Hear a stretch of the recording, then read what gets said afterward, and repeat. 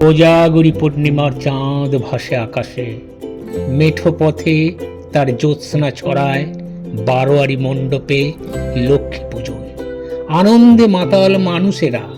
আর কুসুম চলেছে নিরুদ্দেশের যাত্রায়, স্মৃতির সরণি বেয়ে ফিরে দেখা সময়ে কুসুম পরাজয়ে তার জীবন যেন আত্মগ্লানিতে ভরা। কাটা ছেঁড়ার পোস্টমর্টমে দেখে সে পড়ে রয়েছে বদ্ধ লাশ কাটা ঘরে। এ এক নির্দারুণ ব্যর্থতার সর্বনাশ, দগ্ধ যতনা ভরা তার শরীর। নিজেকে শীতল করতে শরীর জলে সে ছুঁড়ে দিল তার প্রিয় কলেবরখানা। নদীতে মাছ ধরতে জাল ফেলে রাখা জোলা মুসলমান সোলেমান মোল্লা। কানে ঝপাত শব্দ শুনে সে চকিতে চোখ মেলে দেয় উচ্চারিত শব্দের দিকে।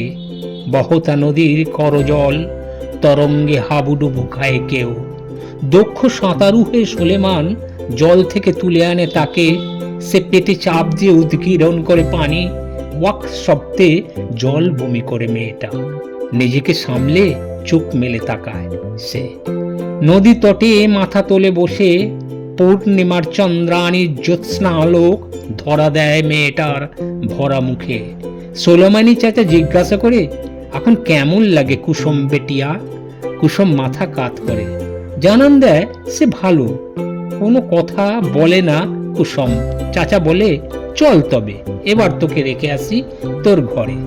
ঘর হারা কুসুম সহসা বলে ওঠে, আমি আর ফিরবো না গো চাচা।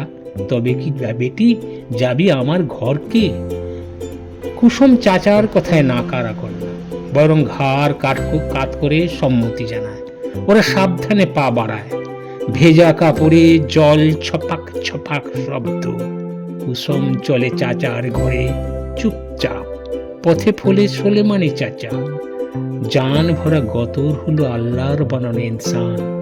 মানব জবিনকে কেউ কি দেয় বলিদান? এ জান করে করবানি হলো মহাপাপ রে বেটি। সচ্চা মুসলমানি চাচা সোলেমানি।